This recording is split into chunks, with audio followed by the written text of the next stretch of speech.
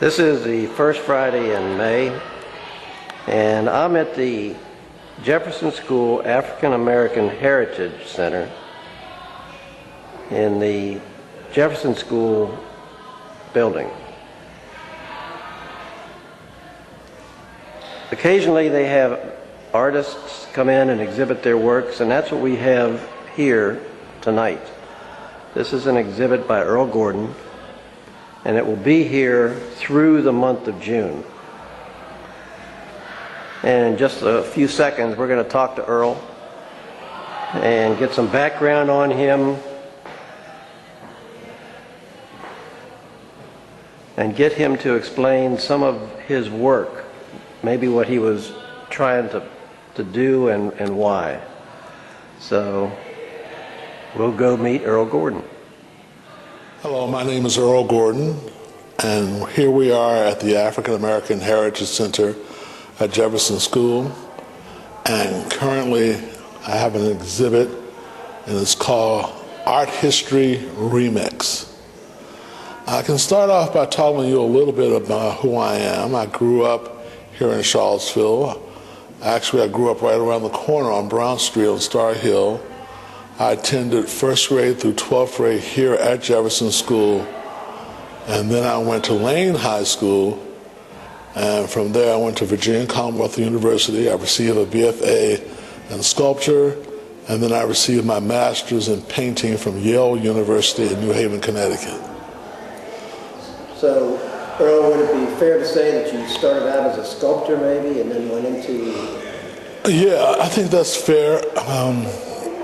I started off actually in art education at VCU, and then I think after my first year I switched my major to sculpture.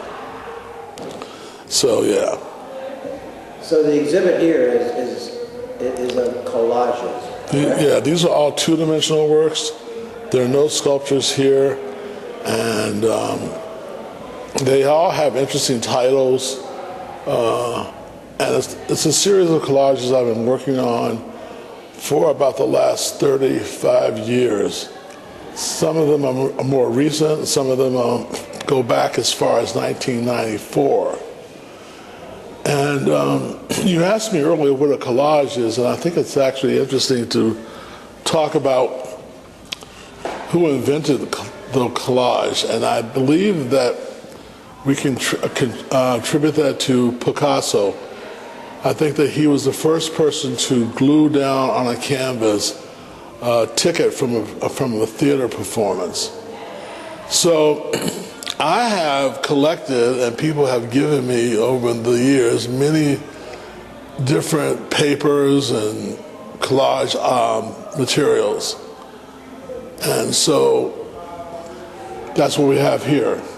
My show runs through to the end of June, and all the pieces are for sale, and some of them they're selling quite nicely so far. So come down, see the exhibit, and if you're interested in buying a piece, there's a price list. So here we are. Well, how long is the exhibit going to be up? It's going to be up until the end of June. So you have almost 2 months left to see the exhibit. Here at the Heritage Center, I think they have 4 exhibits a year. And so I think that this is going to be the 3rd exhibit of 2014. Yeah. All right, well, I'll tell you what. Do you mind, can you just kind of, we get an up-close personal look at some of these collages, and you tell what was in your mind? Sure. And maybe explain. Absolutely. The title of it is Hands Painted by Hans Holbein or Tom Fahey, I Bet You Wish You Could Paint Like This.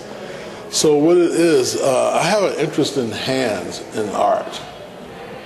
Palm reader signs, you see them on cave paintings in France, Mexican culture. So this is actually a kind of a joke between a friend of mine, one of my best friends who's a painter. And so he's a good painter, but he can't paint like the old masters like Rembrandt or Hans Holbein. So if you look closely here, you can see the hands painted by Hans Holbein, And then up here, I've sort of like abstracted the face, but you can still see part of the face in the collage. A lot of times I use these zigzag patterns and these sort of zig patterns coming in from the edge. Hopefully this information out here will lead the viewer's eye into the center. And I try to keep them kind of small because I really want people to have a really intimate, personal relationship with each of the pieces. Hopefully they'll spend some time really looking at it and look at the title as well, and actually move on and be influenced by my work. Earl, we're about to look at one of the collages that struck me, that really stood out for me, and that's this one here. Okay. So I'm a writer, not an artist. Let me tell you what went through my mind, and then you tell me what you were trying to present. You want to try that? Sure. Okay.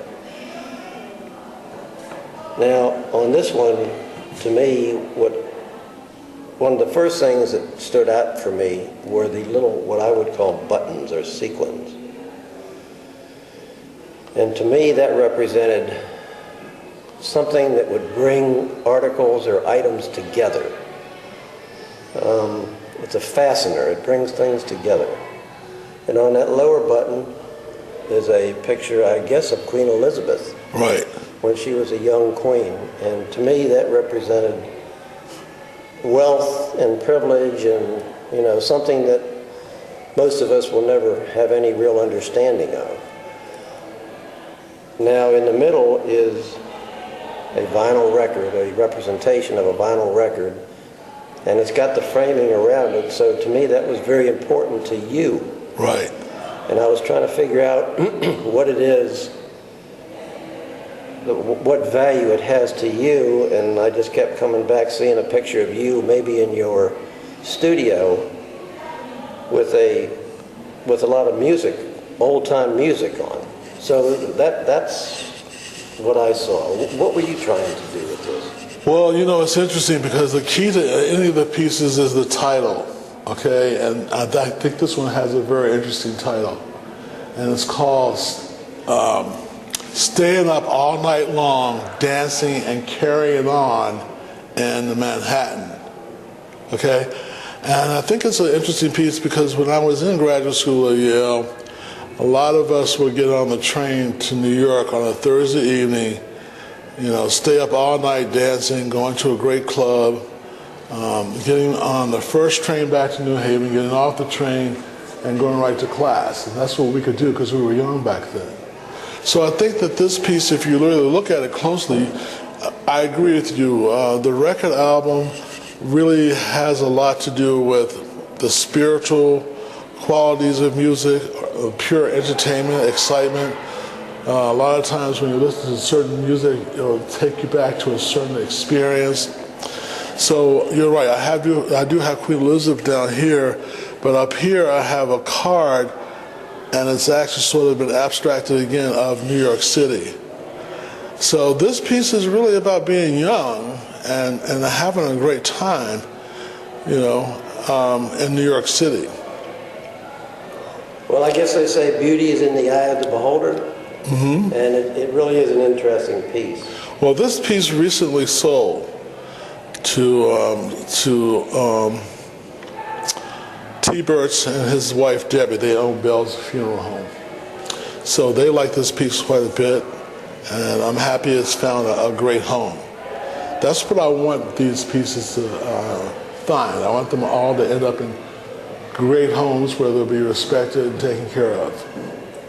Well, Earl, I appreciate you taking the time to talk to us tonight. This is at the Jefferson School African American Heritage Center, and this is right next door. We have the young black professionals doing their monthly thing. So it's a great venue.